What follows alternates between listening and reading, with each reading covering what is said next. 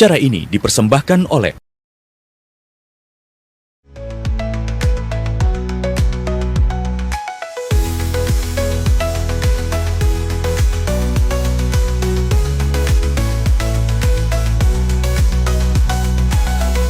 Selamat pagi pemirsa, berjumpa lagi bersama saya Komi Aprilia. Pemirsa, Kota Surabaya sebagai kota metropolitan dari bulan lalu sudah ditetapkan sebagai kota yang gawat dengan kasus narkoba.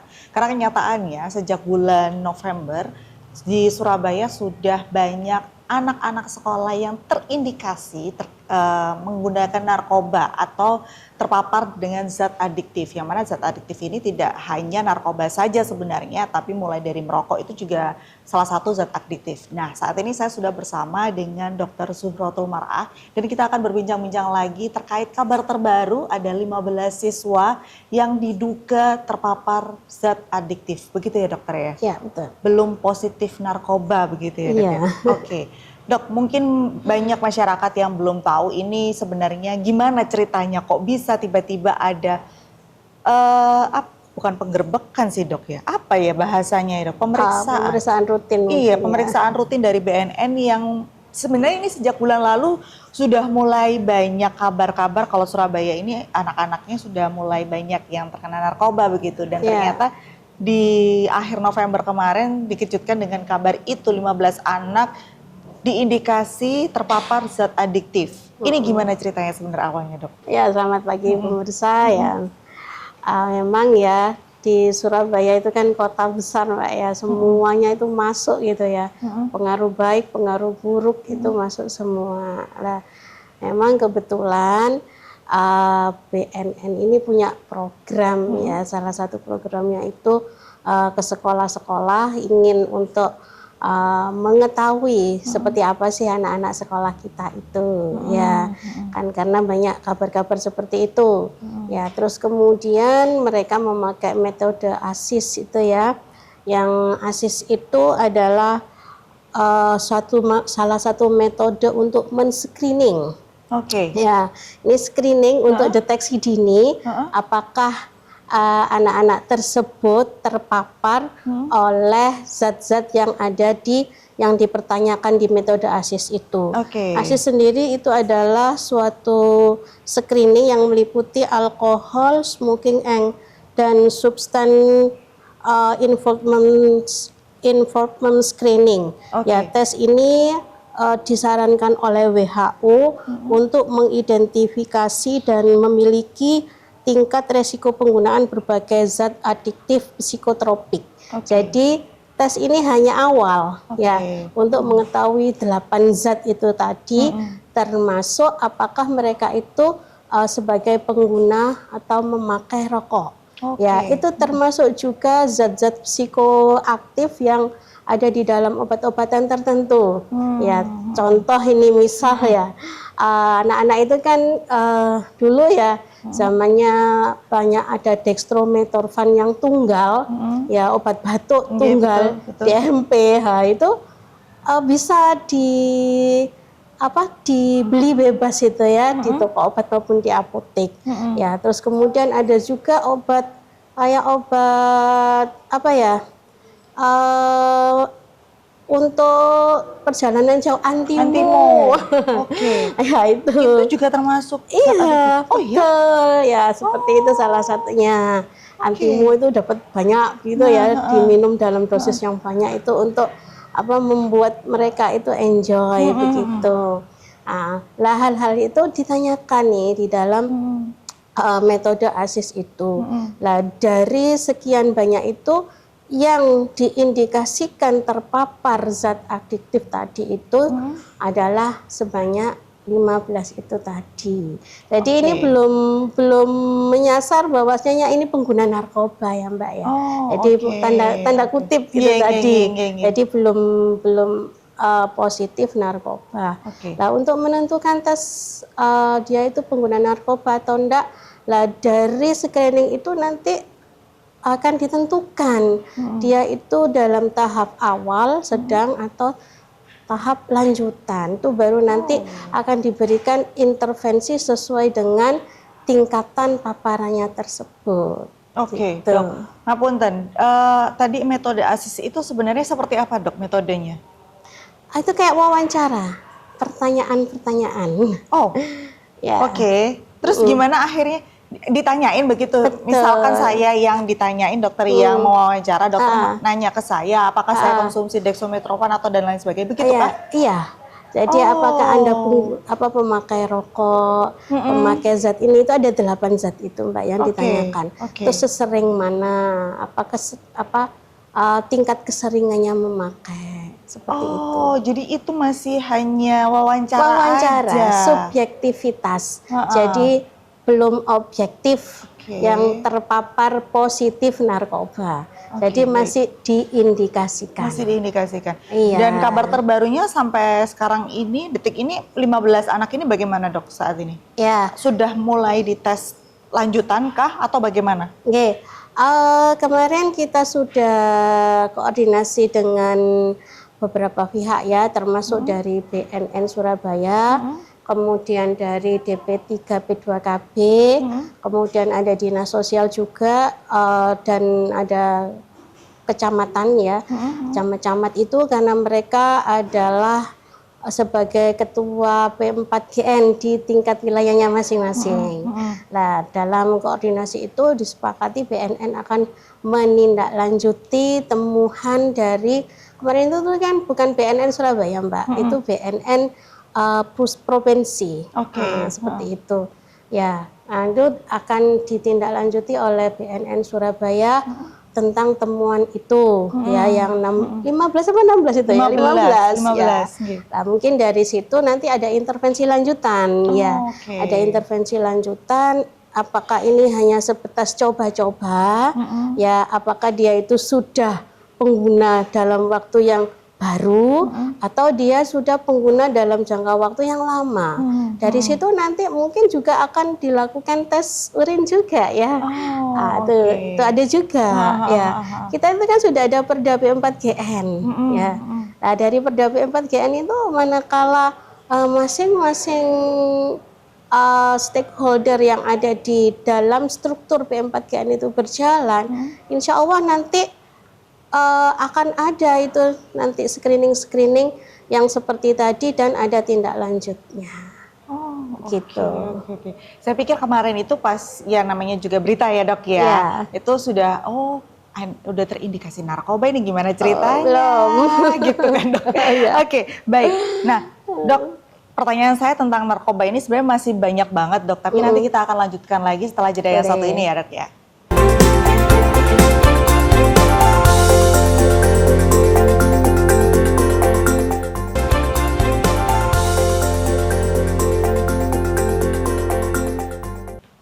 Baik pemirsa, masih bersama saya dan juga Dr. Zura, dan kita masih membahas tentang Surabaya Gawat Narkoba, Dok. Oke, kita beralih dari 15 anak tadi ya, Dok ya. Memang 15 anak ini masih belum benar-benar positif narkoba karena memang masih terindikasi narkoba begitu, Dok. Tapi kalau misalkan kita bicara tentang anak remaja yang terkena narkoba begitu. Apa sih, Dok, sebenarnya dampak fatal yang paling dirasakan oleh anak-anak usia remaja yang mungkin sudah positif narkoba begitu? Karena kalau yang kami tahu ya, Dok ya, narkoba ini kan bisa berdampak ke otak dan juga ke kehidupan selanjutnya begitu. Dampak yang paling signifikan yang atau mungkin yang bisa terlihat, oh anak ini pasti pakai narkoba nih gitu. Gimana, Dok? Iya. Ya. Untuk tahu dia pakai narkoba atau tidak itu sebenarnya, tapi ini tidak saklek ya Mbak. Oke. Ya tidak saklek gitu ya. Emang narkoba itu nanti kalau dia kecanduan dalam jangka panjang itu kerusakan otaknya tuh permanen. Ya, jadi nggak bisa diperbaiki. Makanya itu kan sayang gitu loh ya. Kita itu sudah diberi otak yang bagus gitu ya, terus kemudian dikasih asupan zat yang sekiranya itu bisa merusak otak kita, itu sayang ya. Jadi kalau sudah parah banget itu dia bisa kayak tidak menghargai dirinya sendiri ya. Jadi nggak mau untuk apa ya, dia tuh kurus gitu ya, terus kemudian emosinya labil, kemudian dia suka mengurung diri, ya bahkan kadang-kadang itu ngomong ke orang-orang di sekitarnya, jangan masuk kamarku gitu ya. Itu kalau itu sudah parah, saking dia nggak mau diketahui tentang dirinya. Dan dia juga di lobus di frontal itu dia nggak bisa berpikir dengan runtut gitu ya. Jadi apa ya, mau dia apapun itu dia sudah nggak ada pikiran resikonya apa gitu. Jadi tanpa berpikir.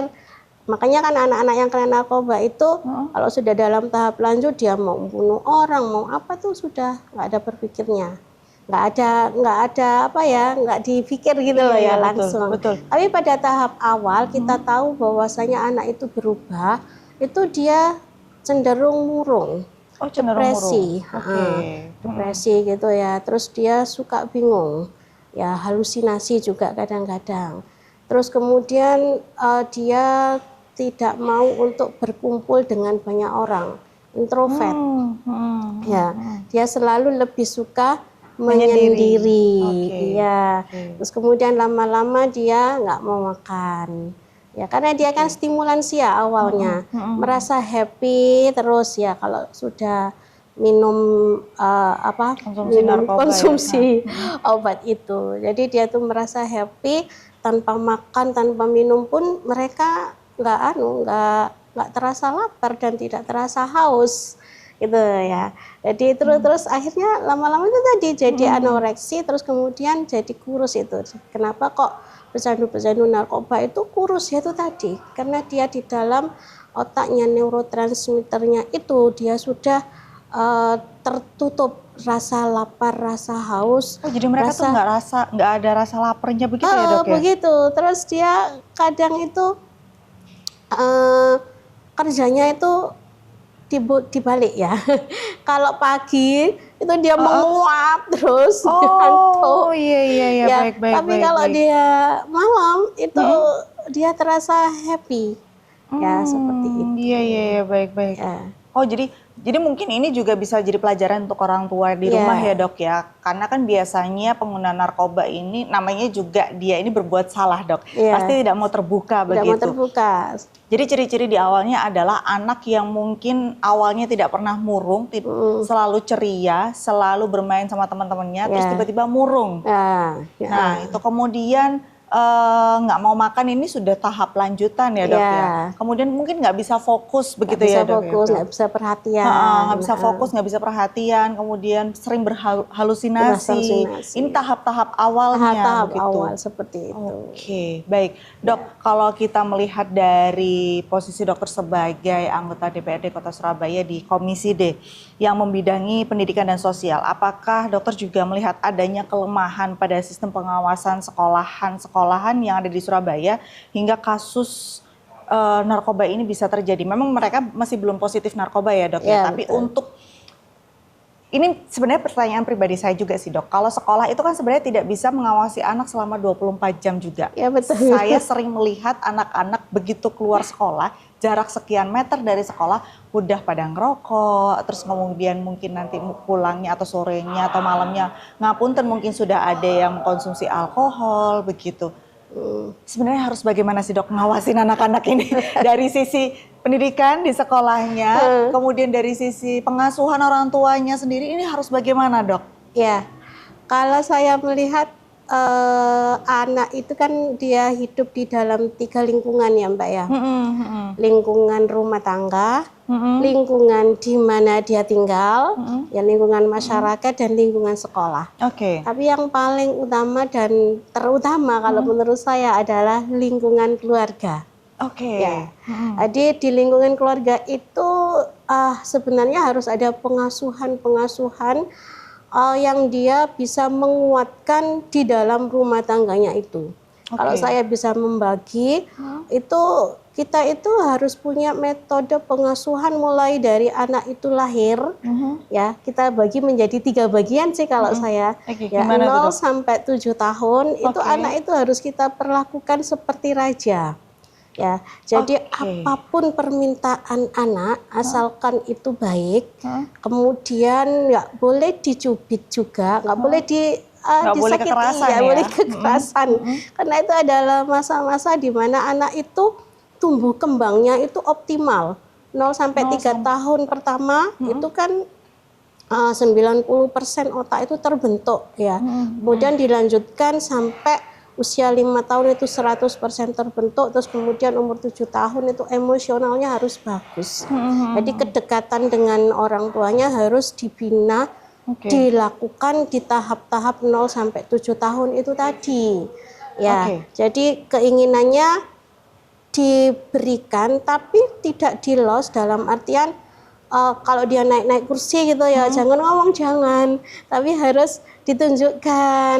Terus dia kalau minta apapun gitu ya, itu kalau sekiranya itu baik, oke, tapi kalau nggak baik, diberitahu sedikit demi sedikit dengan cara bahasa anak-anak. Gitu ya. Terus kemudian 7 sampai 14 tahun kita itu harus memperlakukan anak seperti seperti orang di penjara. Jadi dikutit ya. Apapun itu harus dilihat anak itu kayak seperti apa. Ya orang di penjara itu kan selalu diawasi, Mbak. Betul. Ya, jangan sampai yang di penjara itu kabur, jangan sampai itu pembinaannya hilang. Yaitu yang dilakukan orang tua seperti itu. Baru setelah usia 14 tahun itu kan udah kokoh nih anak ini. Nah, itu diberlakukan seperti sahabat yang harus mau ngomong sama orang tuanya kalau ada apapun. Jadi kalau 2 fase ini bagus, insya Allah selesai itu.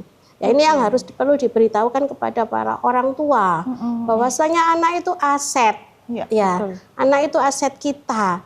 Kalau perlakuannya itu benar, maka aset ini akan tumbuh kembang dengan baik. Lah, pun di lingkungan masyarakat. Lingkungan masyarakat itu juga harus aware karena ini adalah generasi kita ke depan. Ya, kalau dia misalnya mojo itu ya jangan kemudian bilang babano gak anakku aja kok. Ya. Kalau misalnya mereka ngerumpi dengan teman-temannya kemudian ada ngelem kan zaman ngelem itu terus zat adiktif kan, ya itu juga salah satu yang ditanyakan.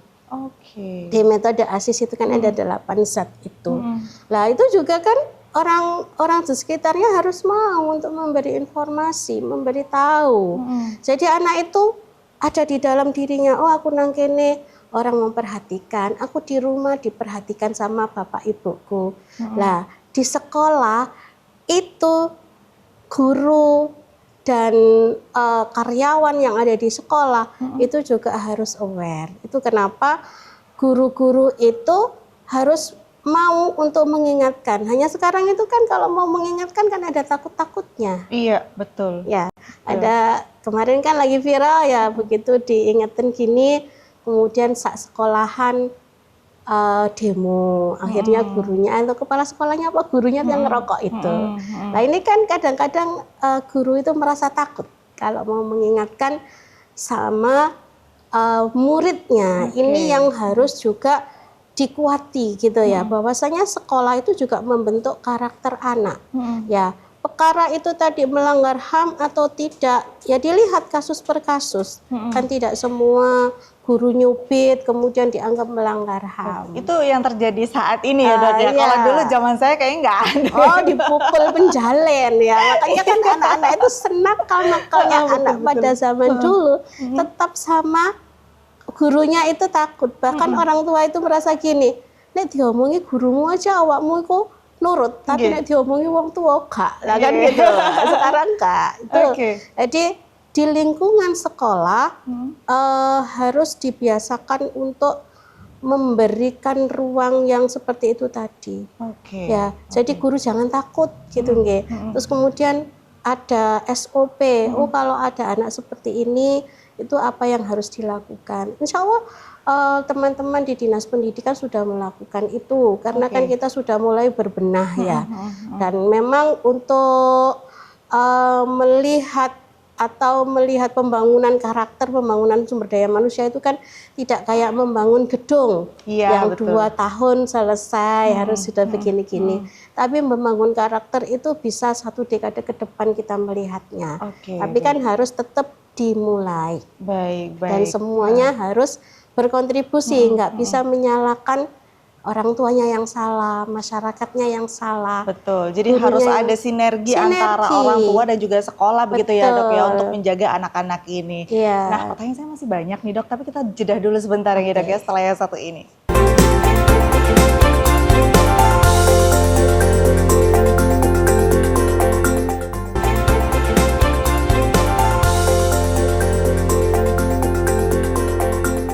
Baik pemirsa, kita masih bersama dengan Dr. Surotul dan masih membahas terkait dengan kasus narkoba di Kota Surabaya, Dok. Terkait dengan kasus ini, apa sebenarnya evaluasi yang bisa dilakukan dari DPRD terhadap efektivitas program pencegahan narkoba yang selama ini dijalankan di sekolah-sekolah oleh pemerintah Kota Surabaya, Dok?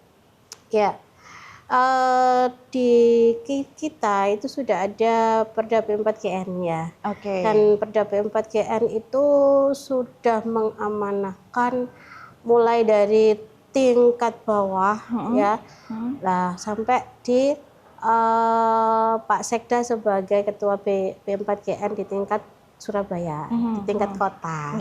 Nah, masing-masing itu sudah mempunyai tugas dan fungsinya masing-masing. Nah, manakala ini dilaksanakan sesuai dengan komitmen yang ada di P4GN Perda itu, ya insya Allah semuanya baik-baik saja. Tapi kan kita itu selalu begitu itu loh Mbak, ya, sampai sendiri. Nah, ini kalau kita sudah membuat suatu aturan, ya harus dilaksanakan. Itu, ya tentu aturan itu tidak dibuat untuk saklek toh, ya tetap nggak mungkin lah. Kemudian kalau anak-anak itu terkena, kemudian kita lakukan intervensi seperti orang dewasa tidak, ya. Jadi tetap apabila nanti itu dalam hal anak-anak itu positif narkoba, taruhlah seperti itu, maka intervensinya akan disesuaikan dengan undang-undang di anaknya itu. Ya. Ya, jadi anak-anak itu kan tidak bisa dipidana, itulah ya. Tapi jangan sampai lah dia terindikasi narkoba sampai dalam taraf yang lanjut. Ya, itu kenapa ada Perda P4GN yang lebih mengedepankan identifikasi dini atau screening dini, ya. Jadi ya itu tadi yang salah satunya itu menggunakan metode ASIS itu. Nah kalau bisa sih semua sekolah, ya semua sekolah itu melakukan screening di tahap dini itu tadi. Ya kemudian kalau misalnya ada tarafnya misalnya sampai lanjut, itu kan kalau awal itu masih coba-coba Mbak, itu kan gampang. Ya yang nggak gampang itu kan kalau sudah di taraf yang kedua sama yang lanjut itu tadi, yang itu perlu penanganan lebih lanjut yang kerjasama dengan psikolog misalnya, itu kan masih bisa. Nah kalau yang sudah positif ini itu sudah ranahnya lain lagi, ada namanya rehabilitasi kan gitu ya. Rehabilitasi pun ada dua, ada yang cuma hanya rawat jalan, ada yang kemudian sampai rawat inap, yang rehabilitasi sampai ke lido segala seperti itu. Nah untuk P4GN memang itu hanya untuk memberikan edukasi, kemudian screening di tahap yang seperti itu tadi, yaitu kalau bisa dilaksanakan di setiap sekolah-sekolah, tentu kerjasama dengan lembaga yang concern dengan bahaya narkoba terhadap remaja dan sebagainya, banyak kok ya. Jadi baik itu di organisasi kemasyarakatan maupun di LSM, yang saya tahu itu ada kayak semacam GMDM tuh ya. Terus kemudian ada granat, itu bisa diajak untuk kerjasama di sekolah-sekolah, atau di BNN itu kan mau itu, jadi concern dengan adanya P4GN itu. Sebelum adanya kasus ini dok, apakah sebelum-sebelumnya sekolah-sekolah ini sudah disosialisasikan bahwa metode ASIS ini bisa digunakan untuk screening dini di sekolah-sekolah begitu, Dok? Atau ini diterapkan setelah kasus ini ada begitu? Anak-anak di awal-awal itu kan dikasih penyuluhan narkoba nih. Oke. Lah, bisa kalau misalnya itu komit semua ya, komit semua setelah ada penyuluhan, mungkin 1 bulan atau 2 bulan, 3 bulan gitu ya, semester awal, itu dilakukan screening metode itu. Oke. Ya, itu kan bisa gitu ya, ada lanjutannya. Jadi tidak hanya sekedar edukasi penyuluhan, tapi kemudian berhenti di tingkat penyuluhan saja. Ya, kita itu kan seneng ya penyuluhan-penyuluhan, tapi ternyata hanya just to know. Ya, tidak diimplementasikan. Nah, barangkali nanti ke depan bisa itu tadi Mbak. Jadi metode ASIS itu mungkin beberapa guru dilatih atau dengan teman-teman dari BNN atau siapa itu bisa melakukan screening metode ASIS itu di semua sekolah, terutama sekolah yang di rawan-rawan. Itu kan ada yang zona merah, ya, betul. Zona kuning, zona hijau kita tinggalin ya, tapi tetap waspadanya tetap. Betul. Tapi untuk yang daerah-daerah yang sudah zona merah ini lebih baik itu dilakukan serentak. Oke, Gitu. Dok. Tidak hanya penyuluhan aja. Iya, memang harus diimplementasikan begitu ya, Dok, ya, di sekolah-sekolah. Dan ini sepertinya memang kalau orang tua mungkin agak susah, Dok, mengimplementasikan ini. Tapi sekolah-sekolah ini harusnya lebih bisa begitu ya, Dok, ya.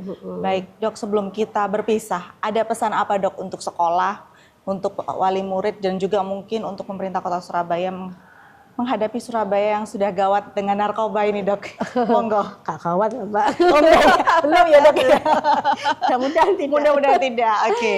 Ya, untuk para orang tua semuanya, mari kita jaga anak-anak kita, karena anak-anak itu adalah aset kita, harta kita yang paling mahal ya. Jadi kita harus dekat dengan anak-anak, sehingga nanti ke depan anak-anak itu juga akan menurut sama orang tuanya. Dan untuk stakeholder semuanya, baik itu di tingkat RT, RW, lurah, camat, kita jaga daerah-daerah kita jaga lingkungan kita, agar semuanya nanti lingkungan itu terkendali, menghasilkan generasi-generasi yang hebat untuk masa depan Indonesia di 2045 ke depan. Dan kita juga berharap Perda P4GN ini bisa diimplementasikan ya, diimplementasikan di semuanya untuk menjaga anak-anak Surabaya dari bahaya narkoba. Baik, terima kasih Dokter atas pesan-pesannya. Semoga pemerintah dan juga orang tua sekolah-sekolah di Kota Surabaya ini bisa menyaksikan dialog kita hari ini ya, Dok, ya. Karena di akhir 2025 ada kabar seperti ini, semoga nanti di awal 2026 semoga semuanya lebih baik lagi, begitu ya, Dok, ya. Ya. Tapi ingat loh Mbak Komeng. Kenapa, Dok? Ya, saya itu kalau ada penyuluhan narkoba mesti ngomong, awal mula masuk narkoba itu dari rokok. Oke. Ketergantungan rokok. Betul, awal mulanya. Betul. Nah, ini anak-anak sekolah sudah mulai banyak yang merokok ya, Dok, ya. Ya, kita berharap semoga orang tua di Kota Surabaya ini bisa lebih apa ya, Dok, ya? Lebih care, kemudian lebih ketat lagi mengawasi anak-anak supaya tidak ketergantungan rokok. Gitu. Kalau pengen nyobanya harus sama orang tuanya. Baik, terima kasih Dokter atas waktunya. Kita ketemu lagi kapan-kapan, Dokter. Dan pemirsa, itulah tadi obrolan saya bersama Dokter Zuhratul Mar'ah. Semoga nanti kedepannya Surabaya bisa lebih baik lagi. Sampai jumpa. Acara ini dipersembahkan oleh